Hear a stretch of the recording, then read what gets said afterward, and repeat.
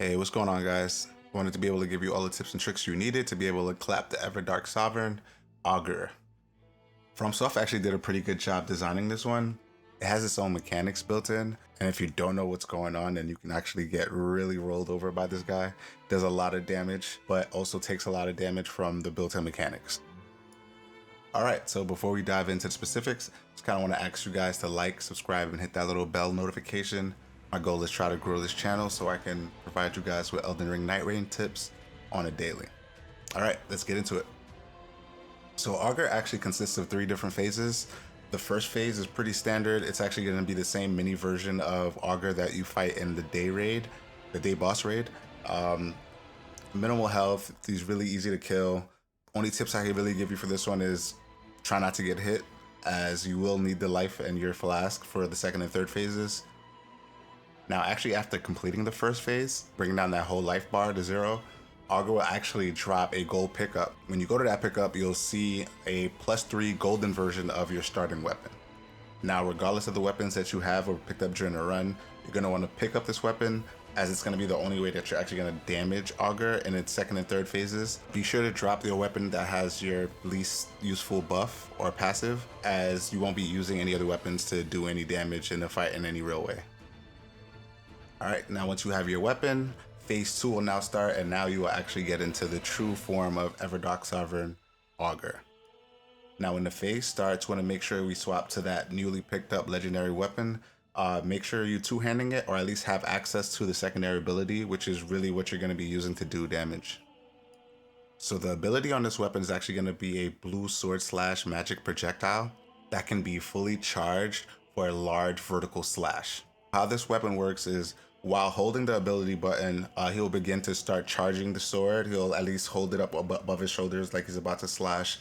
The longer you hold it, the larger the slash. Well, it's actually 2 slashes. You have a small slash and a very large slash. So you either want to shoot short, fast, slow swipes or full charge the weapon. While charging, you can actually dodge, roll, and move out the way. And once you start charging again, you'll continue off from where you were last time. So don't be afraid to move out the way. So it actually costs FP to use the ability on this weapon, both small slashes and large slashes. But the cool thing about this mechanic is, while charging, you actually build up your FP meter. So if you manage it properly, you'll never actually run out of FP, and you'll be able to stay in the fight the whole time. So in the beginning of phase 2 is actually where you'll be able to land most of your shots, as Augur won't be really doing much. He'll be floating around slowly, which makes him a pretty easy target. So in this phase, I suggest you try to get as many fully charged shots in. Try to throw in some small slashes in between the charged shots, as it does take a while to get a fully charged shot up. Alright, now let's get into his attacks and how to survive them. The first attack he'll try to hit you with is a large blue beam that he shoots down at the ground in a large AoE area. This is similar to the sentient pest attack.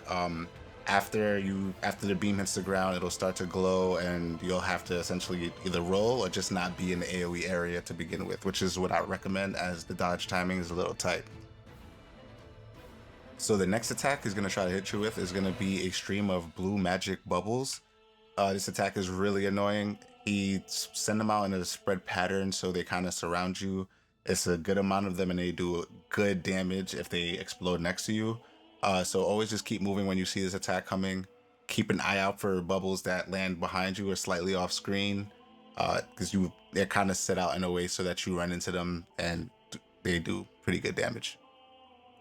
Now, once you get his life bar to about 2/3, he's going to have a bunch of these orbs floating around him.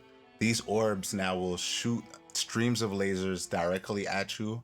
They do extreme damage, but they seem to always land directly at your feet. So as long as you're rolling backwards, you should be able to avoid them with no problem. Bonus also, your sword slashes cancel out these beams, but the timing on that is really tight. So don't try it unless you're, John Elden Ring and you just kind of want to flex on them. But if you're trying to go for a full charge, you just got it. He's shooting the beams and you just want to get that shot off. That shot will cancel out the beams in front of you and you won't take any damage. Now, once he starts having the orbs around him, your main goal for this phase is to destroy the orbs. For 2 main reasons. One being, the least amount of orbs he has, the least amount of lasers he can shoot. And also, once you destroy all the orbs, he actually falls out the sky, and this is your prime time to charge as many full powered shots and get in as many small swipes as you can to do DPS. Also, while in this phase, he will shoot out a big blue wave. This wave is very similar to the one that he shoots in his regular boss battle, but it's actually a big AoE this time that slowly rolls over the area that he shoots it at. And if you're caught in this, you will take heavy damage per second while in there. Pro tip, try not to get caught in it in the first place. If you see it coming, get the hell out of Dodge. It's way bigger and lasts way longer than you expect. Also, if you do happen to be inside, try not to run with the wave, as it's moving about the same pace as your run speed, so you can actually just be trapped in there the whole time trying to escape. If you find yourself in the middle of it, just keep running through it and it'll pass over you. All right, and last but not least, his AoE sleep attack. I honestly don't have any real tips for this attack. Honestly, I'm not sure if you can even avoid it. It feels like no matter how far away you are from him, that sleep meter starts to build.